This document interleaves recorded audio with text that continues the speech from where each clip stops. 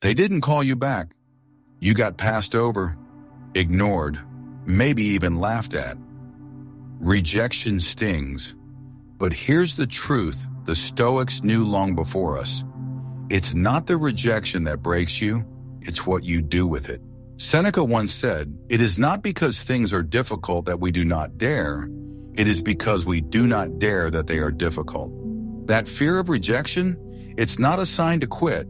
It's your invitation to redirect. Maybe the door you knocked on didn't open, so what? There are 100 other ways in, and if all the doors are closed, build your own path, your own craft, your own peace. That's the Stoic way. Not clinging to what should have happened, but mastering what is. This episode is not about feel-good advice. It's about your power to respond. Not react, to shift, not shatter.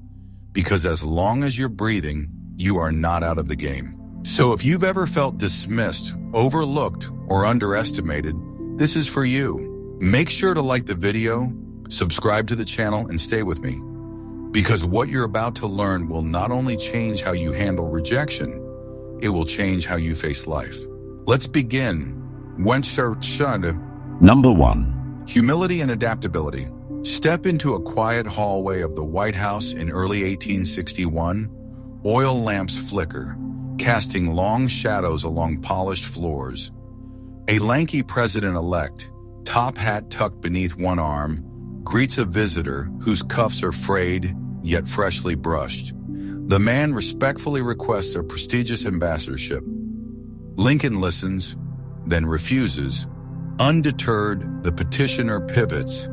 A consulship, a clerkship, even an assistant doorkeeper. Each time Lincoln declines.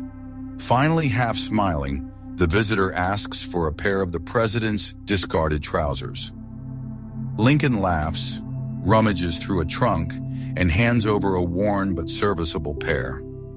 The man bows, thanks him earnestly, and walks away lighter in ego, yet heavier in resilience. Rejection did not drown him. It taught him to swim in smaller pools until larger seas returned. Why does this scene still echo? Because hidden inside its humor lies a Stoic masterclass on rejection. The petitioner practiced what Seneca preached. When circumstances squeeze, courage is the willingness to shrink requests while guarding dignity. He arrived hunting honor and left holding cloth. Yet his posture, spine straight, eyes bright, shows character is measured not by the height of one's station, but by the depth of one's composure. Now pause. Rejection tries to stamp you small. The Stoic answer is to refuse the stamp. Seneca wrote that events are raw materials. Opinion alone forges chains. Lincoln's visitor molded each no into a new question, downsizing the ask without downsizing the soul. People remember the unbroken spirit, not the unattained position. Consequently, dig deeper and you'll see adaptability is spiritual, not merely tactical. Epictetus taught that externals are beyond our control, but judgment is ours. Accordingly, the visitor's shrinking ambition expanded his inner strength. Every downward negotiation trained a reflex to reinvent purpose on demand, precisely the reflex that shields a soul when life overturns carefully drawn plans. Humility in motion also disarms panic. Many avoid humility, fearing it looks like surrender. In truth, humility is an offensive blade against despair, sharp because it slices through inflated expectations. Lincoln himself wielded this blade. He failed in business at 23, lost a bid for speaker at 35, and watched a Senate dream crumble at 45. Yet each defeat became a forge.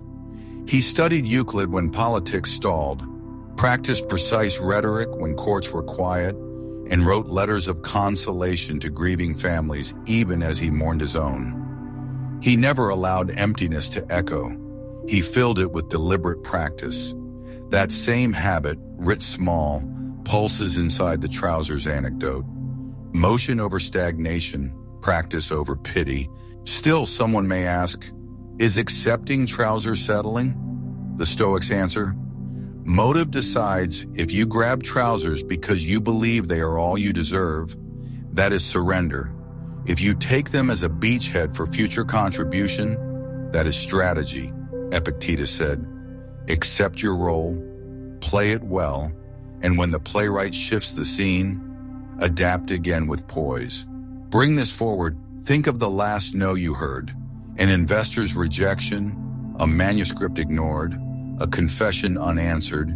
Ego tells you to sulk, claim the market is rigged, or swear off love forever.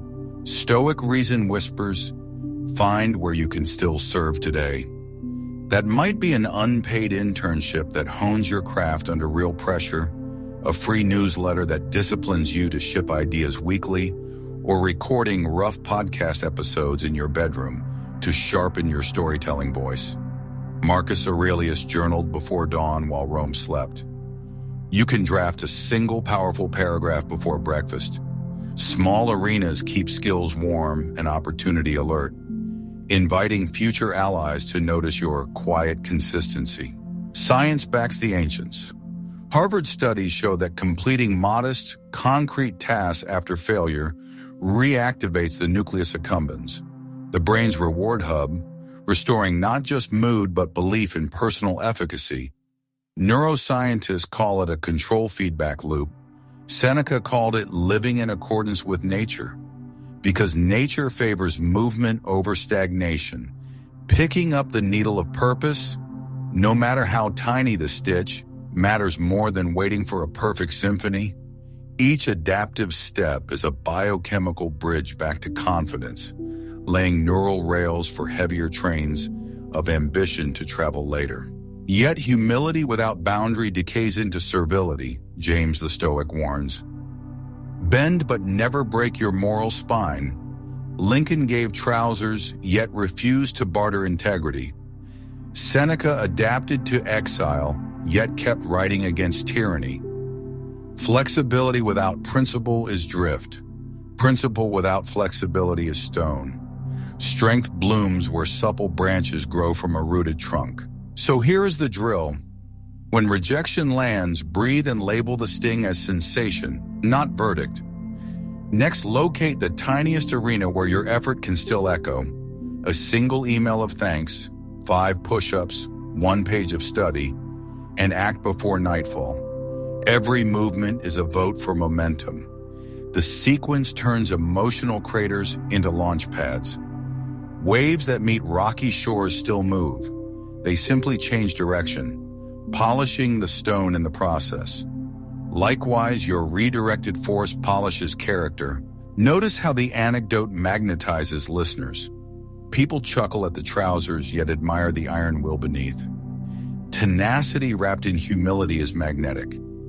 Strangers sense the absence of entitlement and the presence of purpose. Doors open precisely because you stop demanding them. Relinquish control of outcomes, and outcomes proliferate. Remember, people do business with momentum, and momentum begins with the smallest respectful nod to reality. Finally, remember the cosmos rehearses this lesson. Stars arise from collapsed gas clouds. Forests flourish after cleansing fires. Careers bloom when outdated identities burn away. Even the pearl forms because an oyster repurposes irritation into beauty. Nature recycles rejection into renewal. And so can you. Smile when the grand door shuts, square your shoulders, and walk out with whatever trousers fate offers. They prove you kept negotiating with destiny instead of cursing it, and that resolve keeps you on stage long enough to seize the next greater role. In the next section, we will leave Lincoln's carpeted office for the windswept shores of Seneca's exile and discover how forced displacement can seed greatness. Stay with me, because your capacity to pivot is about to expand. Number 2. Seneca and the art of making the best of things.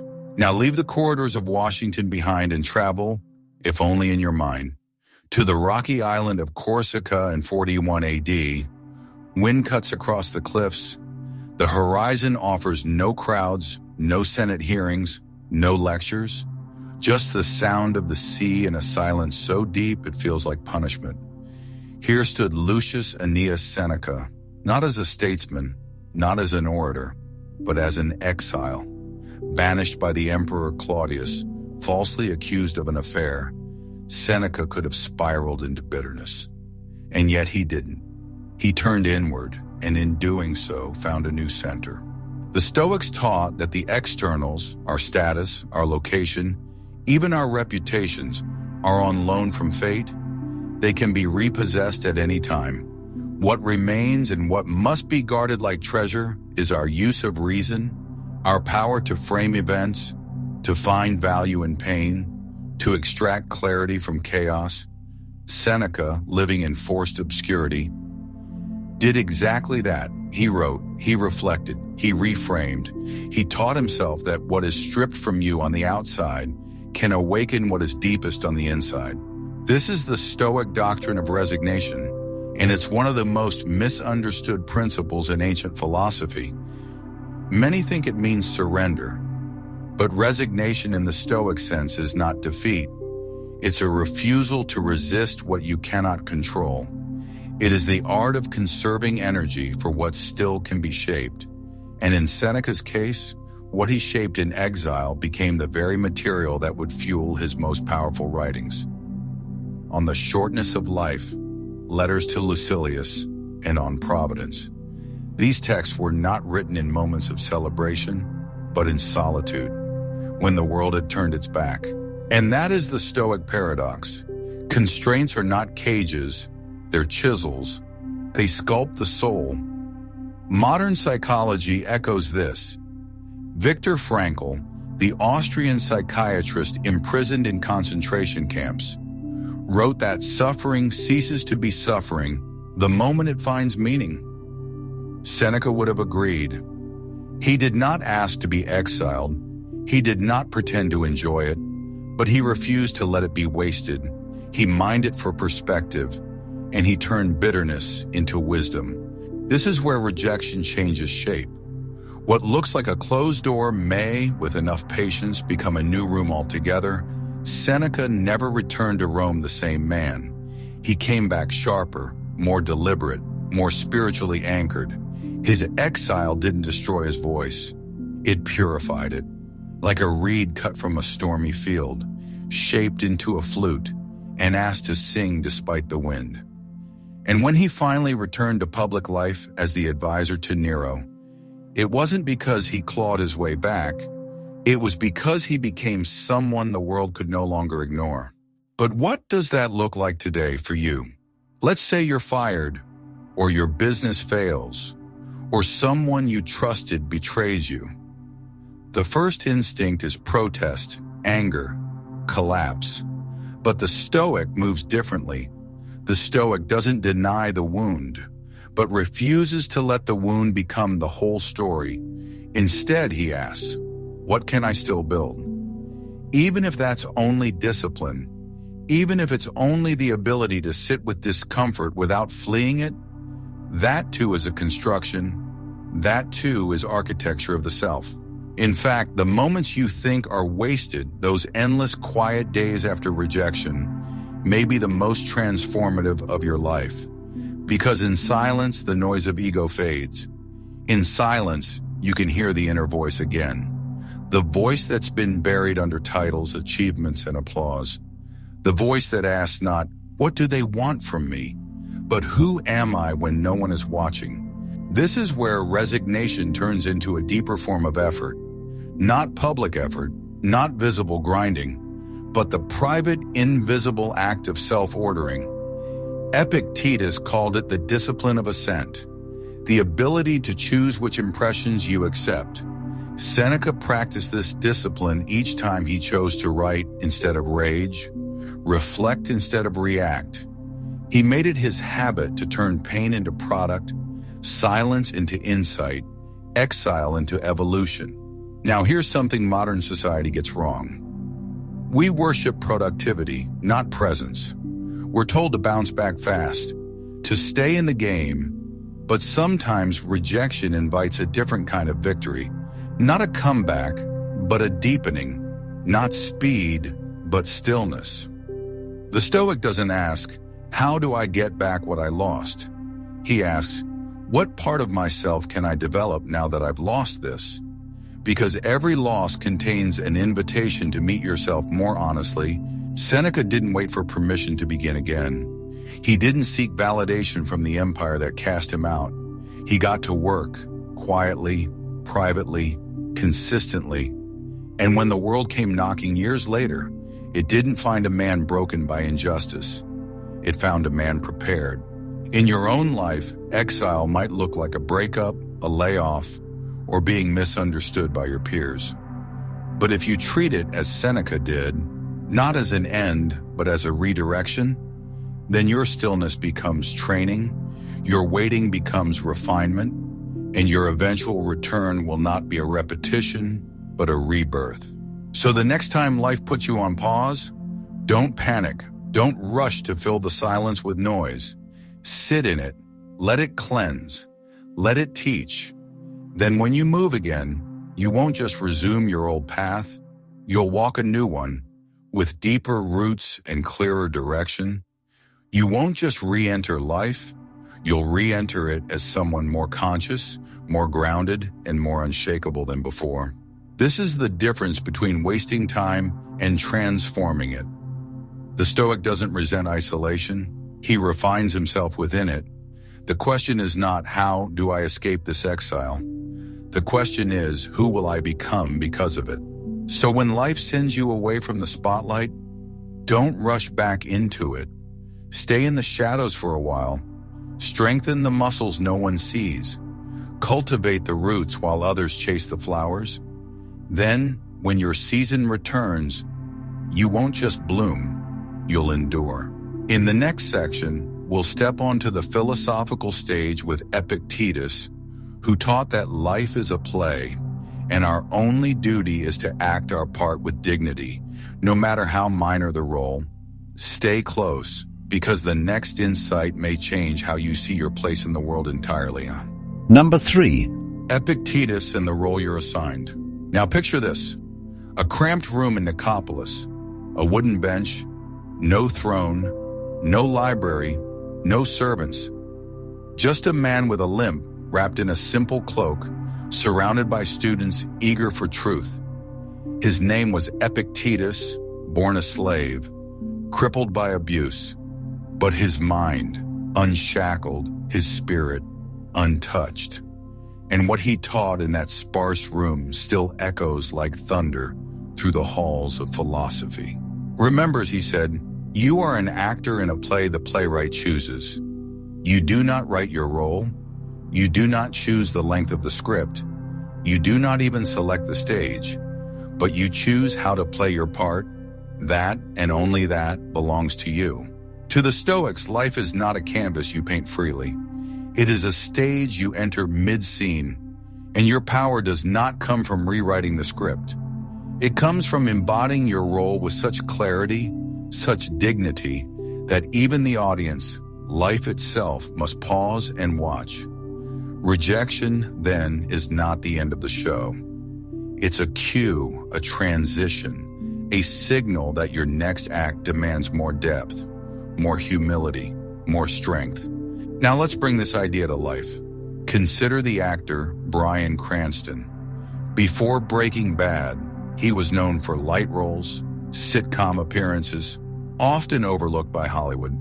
For years he waited, auditioned, got rejected over and over. But instead of collapsing under that silence, he reframed it. In an interview, he said, "The job isn't to get the role.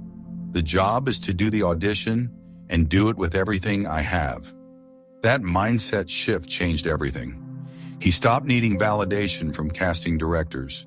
He focused only on what was his preparation, his craft, his presence, and eventually the world noticed. This is pure Epictetus. We are not owed applause. We are not owed the lead role, but we are responsible for how we walk on stage. Whether in spotlight or shadow, whether praised or passed over, the performance is yours. Make it worthy, even if the room is empty. And there's a deeper point here, because rejection often feels like being miscast. You believed you were meant for more, meant for that relationship, that promotion, that recognition, and now you're stuck playing a role you didn't want. But Stoicism flips the question. It doesn't ask, why this part? It asks, how well can I play it? That's where strength begins, not in rewriting the role, but in owning it so fully that it transforms. Even Marcus Aurelius, Emperor of Rome, journaled his way through frustration with his role. He never wanted the crown. He didn't seek power, but he accepted it, not with entitlement, but with responsibility. He wrote, "If it is not right, do not do it. If it is not true, do not say it." He lived by inner law, not outer praise. And that is the Stoic response to unwanted roles. Don't shrink. Don't perform half-heartedly. Lean in. Embody virtue where you are, not where you wish you were. You might think, but I'm stuck in something beneath me. Epictetus would gently disagree. Nothing is beneath you if you do it with excellence. Even a janitor who cleans with dignity practices philosophy. Even a cashier who greets customers with calm practices self-mastery. Status is not the measure. Discipline is, intention is. And if you master your current role, life often upgrades you without needing to be asked. Think of Chadwick Boseman years before he was Black Panther. He was cast in television roles that leaned into stereotypes, roles that made him question his integrity, and he walked away from those jobs, not out of arrogance, but out of alignment. He understood what Epictetus taught. You don't get to choose the first roles you're given, but you always get to choose how they shape you. He trained in private, he waited with purpose, and when the right role finally arrived, he was already ready. The Stoics would call that the virtue of patience combined with preparation. You wait not with bitterness, but with discipline.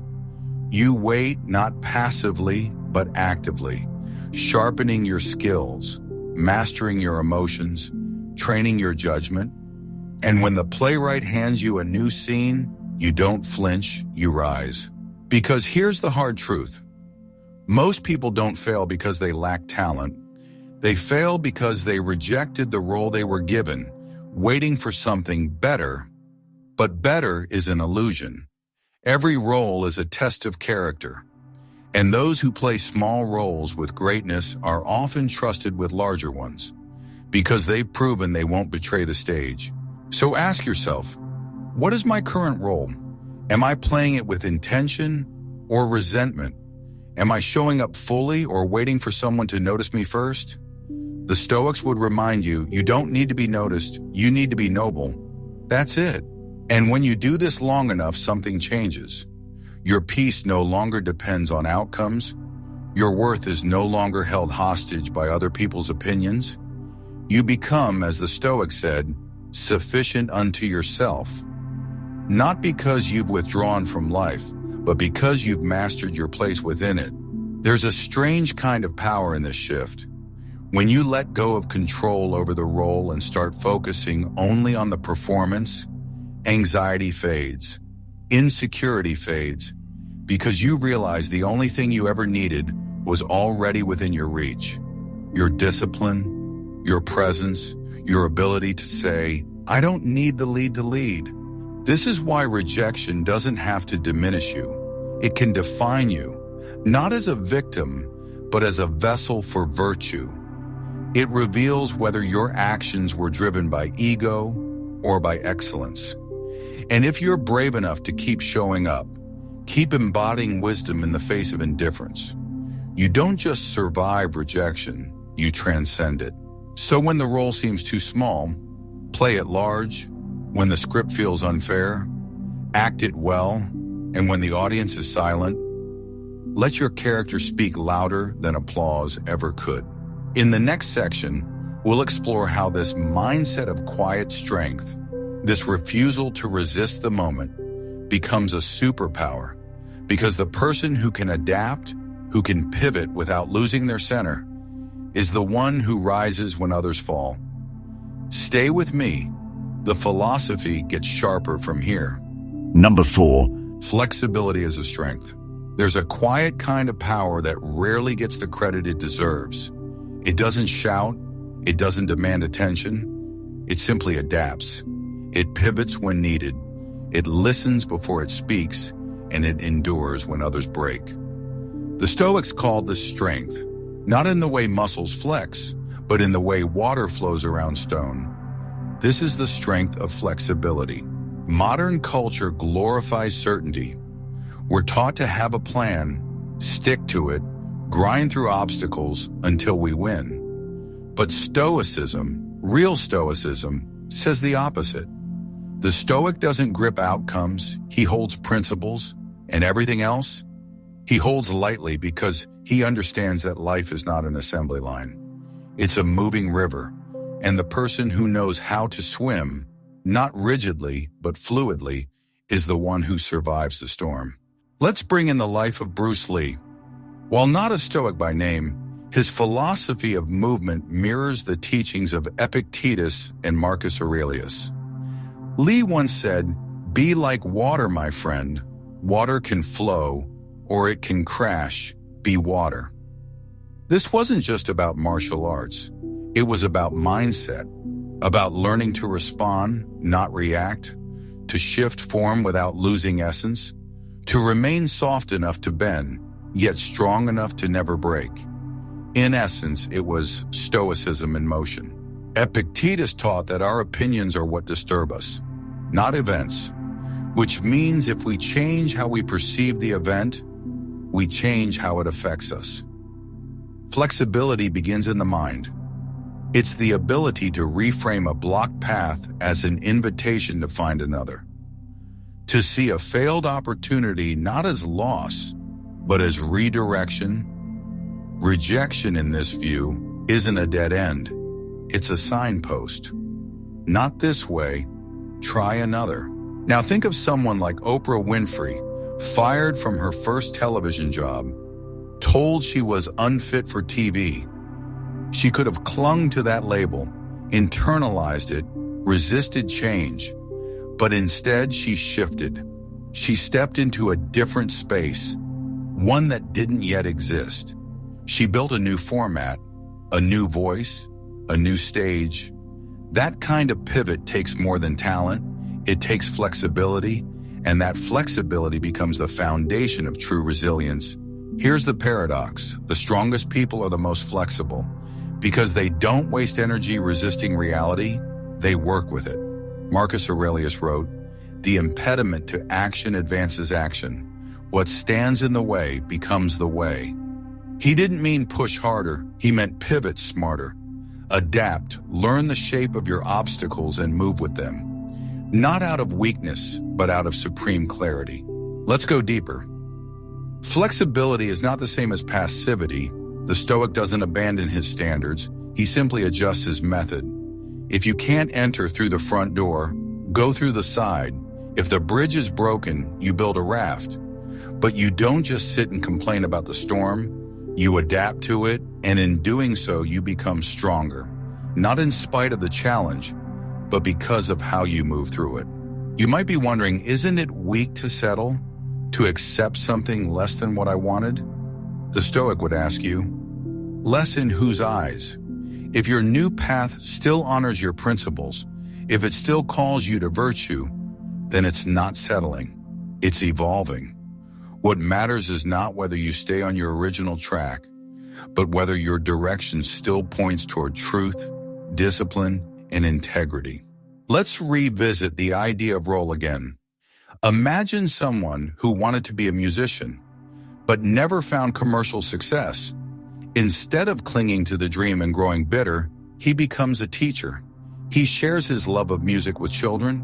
He teaches discipline through rhythm, creativity through chords. And in doing so, he impacts hundreds of lives. Did he fail?